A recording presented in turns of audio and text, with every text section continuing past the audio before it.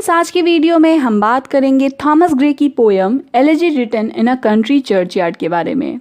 हमने इस पोयम की कुछ शुरुआती लाइंस को डिस्कस किया था, जहां हमें बताया गया था कि जो पोएट हैं वो एक चर्चयार्ड में बैठे हैं और उसके आसपास बहुत सारे कब्र हैं, बहुत सारे डेड पीपल जो हैं उसके आसपास बरीड हैं, और वो इमेजिन कर रहा है कि यहाँ कौन कौन से लोग होंगे, किस तरह की उनकी जीवन रही होगी और अपनी लाइफ में उन्होंने क्या क्या अचीव किया होगा। तो चलिए अब आगे बढ़ते हैं। Nor you ye proud impute to these the fault. अब यहाँ पोएट हमसे कहते हैं कि तुम्हारी तरह नहीं, तुम लोग कैसे हो, प्राउड हो, बहुत ज़्यादा घमंड है तुम में। तो ये जो पीपल हैं जो फॉल्ट में हैं यानी गरीब हैं, यहाँ पे गरीब लोगों की बात हो रही है, इन्हें तुम इम्प्यूट मत करो, इन्हें ब्लेम मत करो कि इनकी जो टूम्ब है वो बहुत ज़्यादा डेकोरेटिव नहीं है। If memory over their tomb no trophies raise. और अगर इनकी टूम्ब, इनकी कब्र के ऊपर कोई ट्रॉफीज़ नहीं हैं, यानी कुछ भी डिज़ाइन नहीं बना हुआ, कुछ ऑर्नामेंट्स नहीं लगे हुए हैं, अगर इस तरह की कोई मेमोरियल्स इनके टूम्ब पर नहीं हैं, where through the long drawn aisle and fretted vault. और साथ ही क्या नहीं है इनके टूम्ब के ऊपर, तो लॉन्ग ड्रॉन एल, एक बड़ा सा हॉलवे नहीं बनाया सजावट के लिए, एक हॉलवे नहीं है, या किसी तरह की फ्रेटेड वॉल्ट, कोई डिज़ाइंड सीलिंग नहीं है। अगर इनकी टूम्ब इतनी डेकोरेटिव नहीं है जितनी रिच पीपल की है। The piling anthem swells the note of praise. और साथ ही इनसे जो आवाज़ें आती हैं, जो रोने वाले इनके मोर्नर्स होते हैं, जो इनके फैमिली वाले इनके लिए दुख भरे गीत गा रहे हैं, उनकी आवाज़ें नहीं सुनाई दे रही है।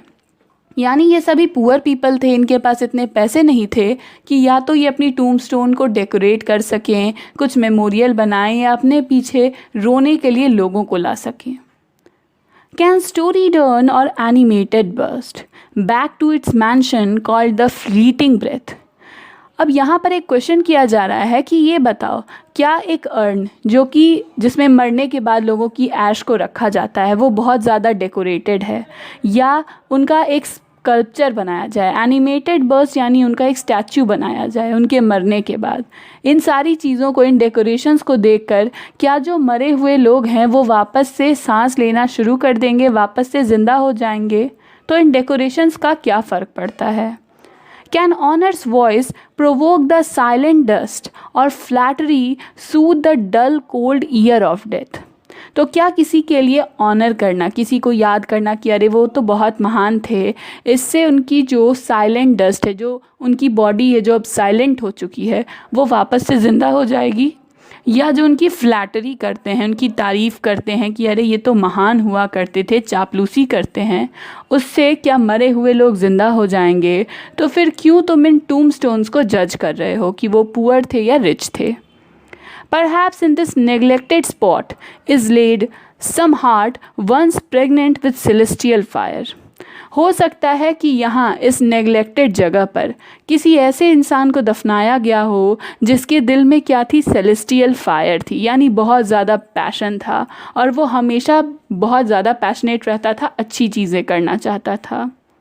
Hands that the rod of empire might have swayed or walked to ecstasy, the living liar. हो सकता है कि यहाँ पर कुछ ऐसे लोग रहे होंगे, ऐसे लोग दफनाए गए होंगे जिनके हाथ जो थे वो पूरी एक एम्पायर, एक साम्राज्य को रूल कर सकते थे।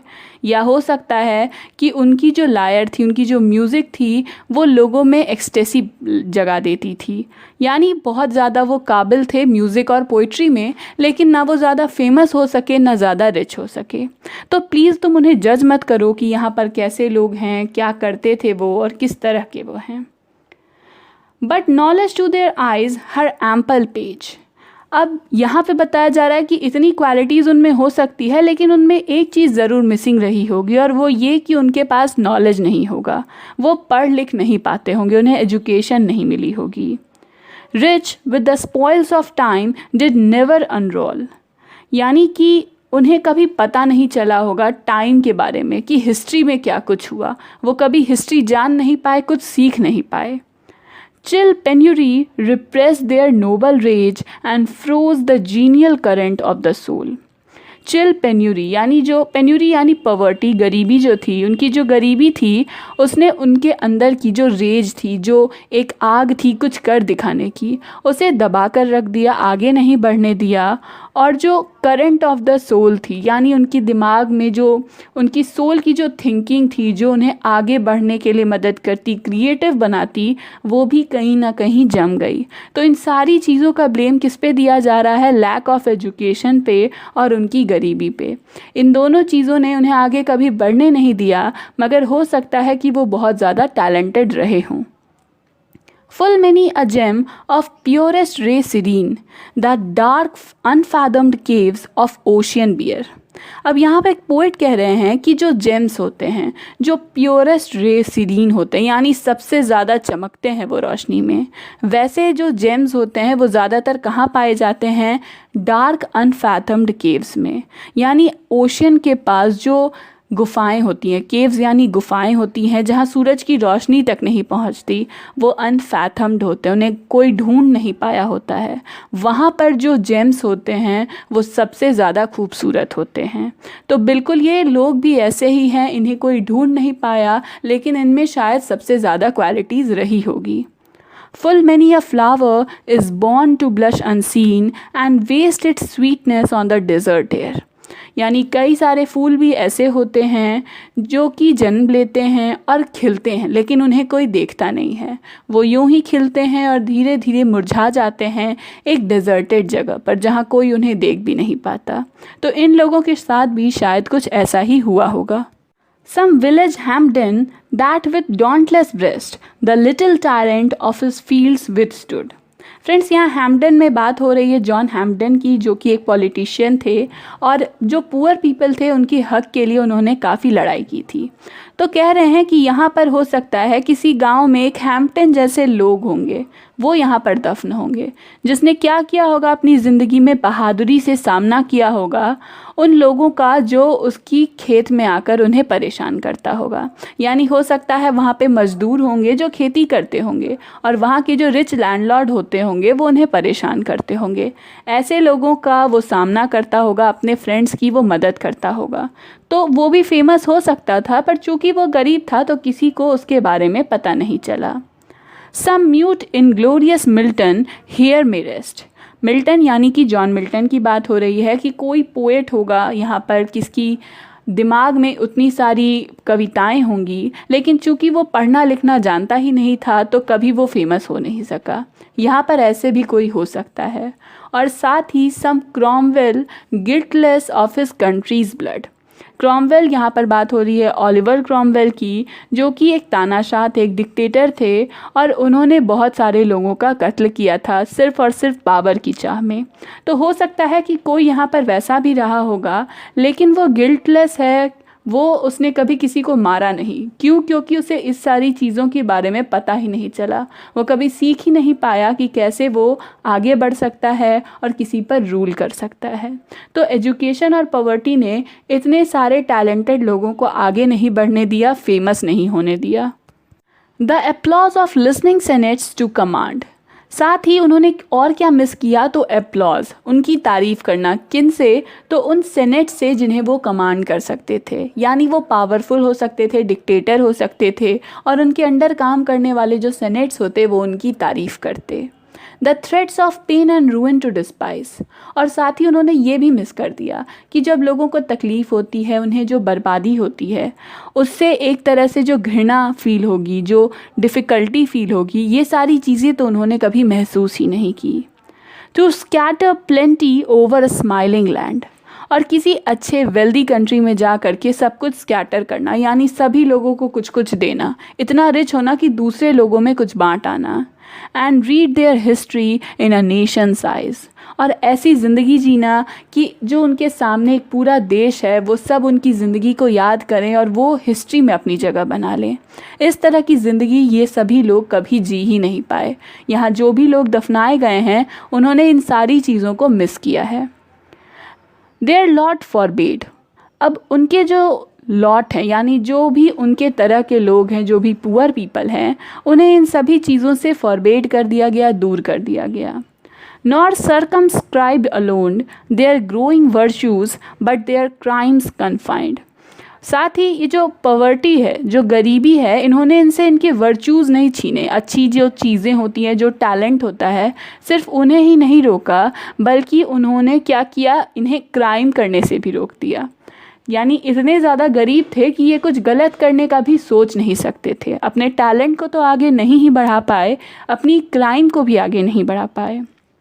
Forbid to wade through slaughter through a throne.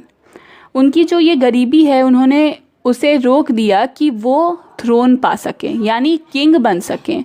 उसके लिए जो उन्हें मार काट करनी पड़ती, जो जंग लड़नी पड़ती, वो भी ये नहीं कर सके। And shut the gates of mercy on Mankind. और ऐसा करने में उन्हें जो मर्सी फील करनी चाहिए वो उन्हें भूलना पड़ता। यानी अगर आप एक राजा बनना चाहते हैं तो आपको बहुत सारे लोगों को मारना पड़ेगा, और इसका जो गिल्ट होता है ये आपको फील करना बंद करना होगा। लेकिन ये सारे लोग जो थे वो ऐसा नहीं कर पाए। क्यों? क्योंकि उनकी गरीबी, जो उनकी फाइनेंशियल सिचुएशन थी, वो उन्हें ऐसा करने की इजाज़त नहीं देती थी। The struggling pangs of conscious truth to hide, to quench the blushes of ingenuous shame। यानी गरीबी ने इन्हें इतना परेशान कर दिया, इतना इन्हें रोक के रखा कि जो कुछ भी गिल्ट इन्हें फ़ील होती थी वो भी इन्हें छिपा कर रखना पड़ता था। अपनी जो शेम जो इन्हें फ़ील होती थी वो इन्हें दबा के रखना पड़ता था। किसी को ये बता नहीं सकते थे कि ऐसा करके इन्हें बुरा फील हो रहा है। और heap the shrine of luxury and pride with incense kindled at the muse flame। ये shrine of luxury and pride कौन हुए? जो रिच पीपल हुए। तो वहाँ जा कर के उनकी वो तारीफ़ भी नहीं कर सकते थे। किस तरह से? तो म्यूज़ फ्लेम से, यानी पोइट्री से। क्योंकि इन्होंने कभी पोइट्री सीखी नहीं, पढ़ना लिखना सीखा नहीं, तो रिच लोगों की ये तारीफ़ भी सही से नहीं कर सकते थे कि वो कुछ फेवर ले सके। तो इस तरह से कह सकते हैं कि ज़िंदगी जो थी वो धीरे धीरे बहुत ज़्यादा बंध गई थी। कुछ भी कर नहीं सकते थे इसे बेटर करने के लिए वो। Far from the madding crowd's ignoble strife, their sober wishes never learned to stray। साथ ही जो मैडिंग क्राउड है, यानी जो रिच पीपल हैं, फेमस पीपल हैं, जिनकी जो चाहत है वो कभी ख़त्म नहीं होती, लगातार उन्हें और ज़्यादा चीज़ों की डिमांड रहती है, तो वैसे ये लोग बिल्कुल नहीं हैं। इनकी जो विशेज़, इच्छाएं हैं, बहुत सोबर हैं, सिंपल है, और उनसे ये कभी हटते नहीं हैं। इन्हें लाइफ की जो नेसेसिटीज़ हैं बस उतनी ही चाहिए, कुछ ज़्यादा इनके डिमांड्स नहीं होते। Along the cool sequestered vale of life, they kept the noiseless tenor of their way। यानी ये जो लाइफ है जो कि बहुत ही ज़्यादा सीक्वेस्टर्ड है, यानी कह सकते हैं बहुत शांत है और बिल्कुल अलग सी चलती है ये ज़िंदगी। उसमें ये क्या करते हैं, ये अपने खुद के रास्ते बनाते हैं जो कि बिल्कुल नॉइज़लेस होते हैं, शांत होते हैं। यानी इनकी ज़िंदगी में ज़्यादा शोरगुल नहीं है, एक सीधी सादी आराम की ज़िंदगी ये सभी लोग जिया करते थे। Yet even these bones from insult to protect, some frail memorial still erected nigh। यानी ये जो बोन्स हैं यहाँ पर दफनाए गए, जो बचे खुचे रिमेन्स हैं इनके, उन्हें भी इंसल्ट ना फील हो, उन्हें बुरा ना लगे, इससे उन्हें बचाने के लिए यहाँ पर कुछ छोटे मोटे मेमोरियल्स बनाए गए हैं। यानी इनकी टूम को बिल्कुल कंप्लीट अकेला नहीं छोड़ा गया है, कुछ डेकोरेशंस हैं यहाँ पर। With uncouth rhymes and shapeless sculpture decked। यहाँ पर क्या है? uncouth rhymes है, यानी कुछ पोइट्री लिखी गई हैं जो बहुत ज़्यादा अच्छी नहीं है, ज़्यादा कह सकते हैं राइम नहीं है उनमें सही से, या उनकी मीनिंग क्लियर नहीं है। और एक स्कल्पचर, एक छोटा सा स्टैचू भी बना हुआ है जो कि शेपलेस है। तो ट्रिब्यूट देने की कोशिश तो की गई पर उतनी अच्छी से ये हुआ नहीं। Implores the passing tribute of a sigh। फिर भी इसे देखकर कि जो पासिंग पीपल हैं, जो लोग बगल से गुज़रते हैं, उनकी एक आह ज़रूर निकलती है, उन्हें भी बुरा फील होता है उन लोगों के लिए जो यहाँ पर मरकर दफनाए गए हैं।